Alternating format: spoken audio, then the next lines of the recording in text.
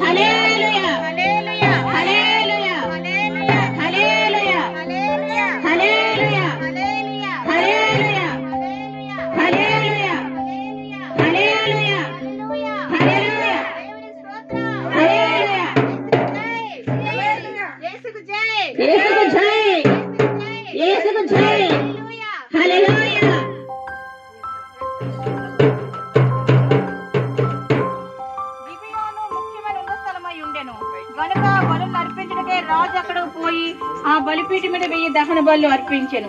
గిబియోనులో యెహోవా రాత్రి వేళ స్వప్నమందు సొలొమోనుకు ప్రత్యక్షమై, నేను నీకు దేన్ని నీకు ఇష్టమో దాన్ని అడగమని దేవుడితో సెలవీగా, సొలొమోను ఇలాగూ మనవి చేసెను, నీ దాసుడును నా తండ్రి అయిన దావీదుని దృష్టికి అనుకూలంగా సత్యమును నీతిని అనుసరించి యథార్థమైన మనసు గలవాడే ప్రవర్తించిన గనుక నీ వదన పరిపూర్ణ కటాక్షపరిచి ఈ దినమున ఉన్నట్లుగా అతని సింహాసనం మీద కుమార్ని కూర్చుండబెట్టి అతని మహాకృపను చూపి ఉన్నావు. ఇంత గొప్పదైన నీ జనమునకు న్యాయం తీర్చగలవాడు ఎవడు? కాబట్టి నేను మంచి చెడ్డ వివేచించి నీ జనులకు న్యాయం తీర్చుటకు నీ దాసునే నాకు వేకముల హృదయము దయచేయము. సొలొమోను చేసి నీ మనవి ప్రభువునకు అనుకూలమాయను. చూసారా, దేవుడు వాక్యం ఏం చెప్తున్నాడంటే, నీవు ఇలాగ అడిగినందున నీ మనవి ఆలకించున్నాను, బుద్ధి వివేకం గల హృదయం నీకు ఇచ్చున్నాను. పూర్వీకుల్లో నీ వంటి వాడు ఒకడునూ లేడు, ఇక మీద నీ వంటి వాడు ఒకడునూ లేడు. ఇప్పుడు ఏం చెప్తున్నాడంటే, మందిరము కట్టిన తర్వాత దేవుడు ప్రత్యక్షమయ్యాడు. ఎవరికి? సొలొమోనుకి. ఆ రోజు దేవుడు మాట్లాడి నీకేం కావాలో కోరుకో అన్నాడు. ఇప్పుడు మిమ్మల్ని అడుగుతాను, ఒక్కలో చెప్పండి. బాలు, నువ్వు దేవుడు ప్రత్యక్షమై నీకేం కావాలో కోరుకంటే ఏం చెప్తావు తమ్ముడు? ఏం కోరుకుంటావు? తండ్రి యొక్కయు కుమారుని యొక్కయు పరిశుద్ధాత్మ యొక్కయు నామమైన యేషువ మెస్సీ నామములో ఈ ముచ్చిలివాడ మార్నింగ్ స్టార్ చర్చిని ప్రతిష్ఠించుతున్నాను.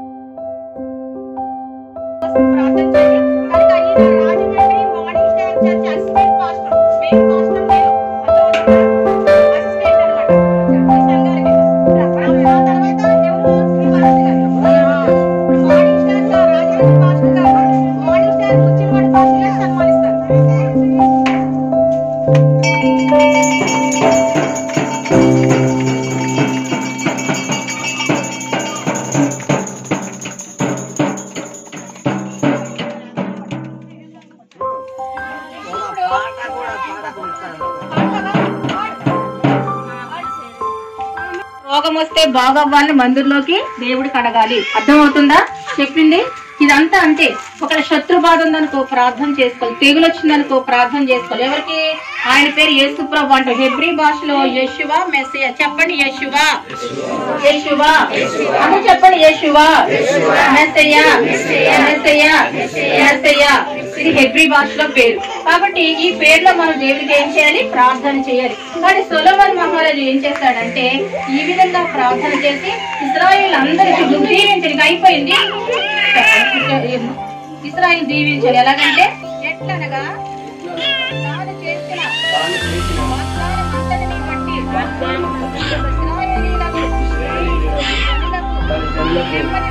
నెమ్మది దయచేసిన యెహోవాకు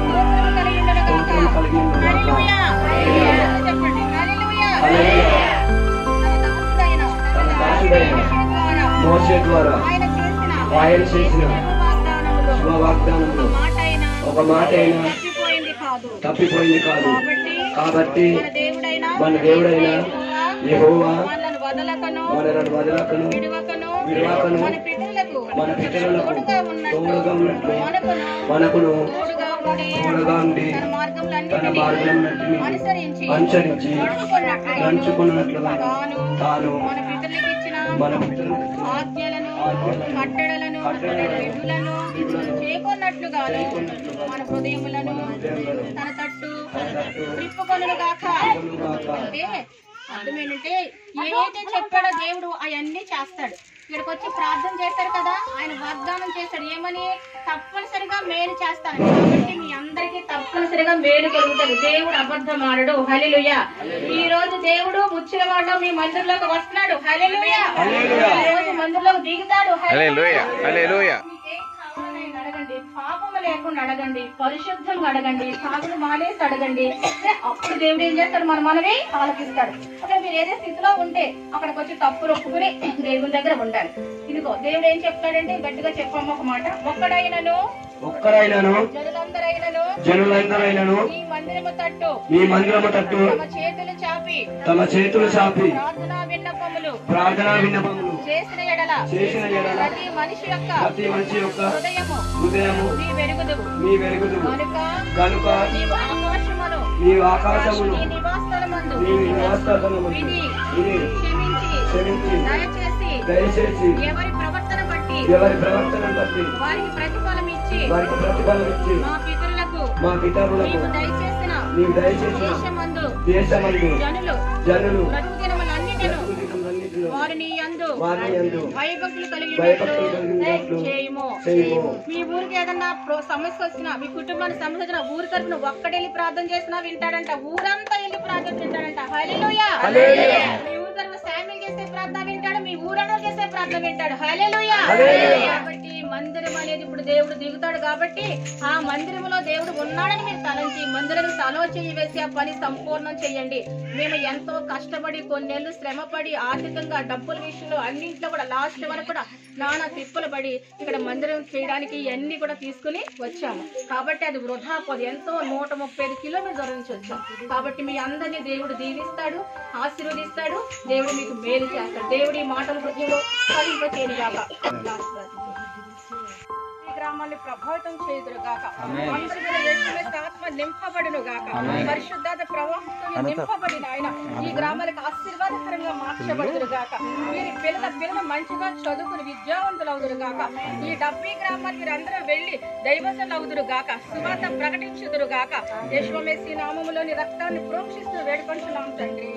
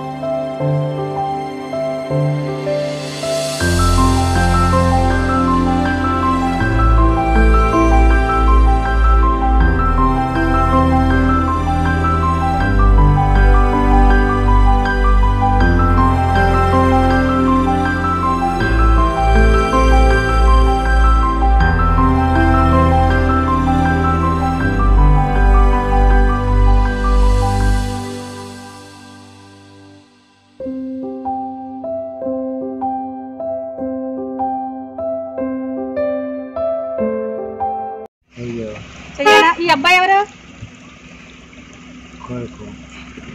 ఏం పేరు? నేను కనిపిస్తున్నానా? ఇది వరకు మీద బెటర్ దూరం అది. ఈ తాత పేరు ఏం పేరు చెప్పు. రెడ్డికి కళ్ళు కనిపించకపోతే